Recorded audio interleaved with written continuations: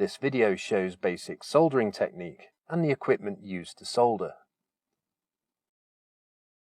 There are two main types of soldering iron. The iron to the right has a station which shows the temperature on the display. The controls adjust the desired target temperature. The one on the left works at a fixed temperature but is used in the same way. If you're using a digital iron, then set the target temperature to around 350 degrees C and wait for the iron to heat up. When you're not soldering, remember to keep the iron in the holder. Be careful when you're soldering not to put the iron in contact with the lead. Some soldering irons have PVC coated leads which will melt through easily and pose a risk of electric shock if touched. The best leads to use are made from silicon, which won't melt at the temperatures soldering irons reach. The other item you'll need is of course solder. Solder is a low melting point alloy which flows easily when heated to its liquid state. When it cools and solidifies, it fuses to the surface of a metal at the molecular level, providing good electrical conductivity between two metal surfaces. Solder normally contains flux, which helps the solder to flow, and also helps make a good contact by removing the oxides on the surface of the metals being joined.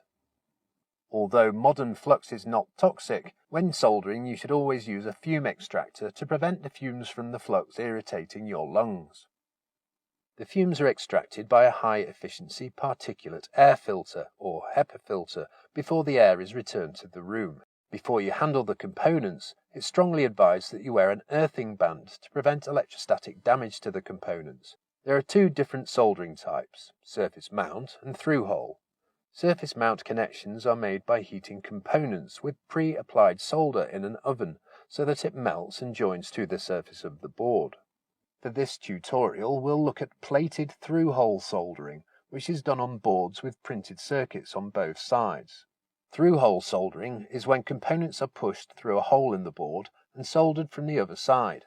The solder flows through the hole to make the best possible contact. First, take your component and create a bend in the legs with a pair of pliers, so that each leg is at a right angle. Push the legs through the holes in the board at the appropriate place and push it all the way down. Then turn the board over and bend the legs slightly to lock the component in place. When the iron is up to temperature, first clean the tip of the iron on the wet sponge on the iron holder to remove any excess solder and flux residue that might be there. You then apply heat directly to the pad for about a second, before placing the solder in contact with the pad. When the solder starts to melt, feed it in for about a second. Take the solder away, but leave the iron on the pad for another second. Then take the iron away and let the connection cool. Let's have another look at that.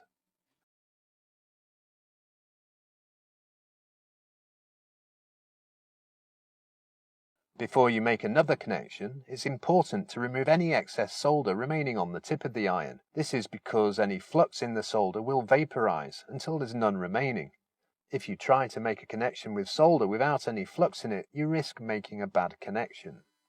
When you turn the board over, you should see that the solder has flowed through the hole by capillary action, guaranteeing a good contact. Trim the leads just above the solder using some wire cutters. When you cut the wires, be careful that the cut end is held captive so that it doesn't fly off. This can be done by putting your finger on the end when cutting. If you make a bad joint or want to remove a component, you can remove the solder by using a desoldering pump. This is a spring-loaded piston with a trigger which when released creates a vacuum which sucks the solder up. Cock the pump. Use the iron to melt the connection and put the tip of the pump onto the melted solder, then release the trigger. You might have to repeat the operation several times to clear all of the solder.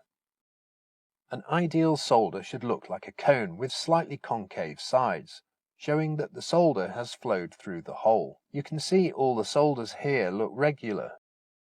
Bad joints are noticeably different to the concave cones of good joints. If your joint looks like any of these, then it'd be wise to remake it. Bad joints can lead to intermittent connections or no connection at all.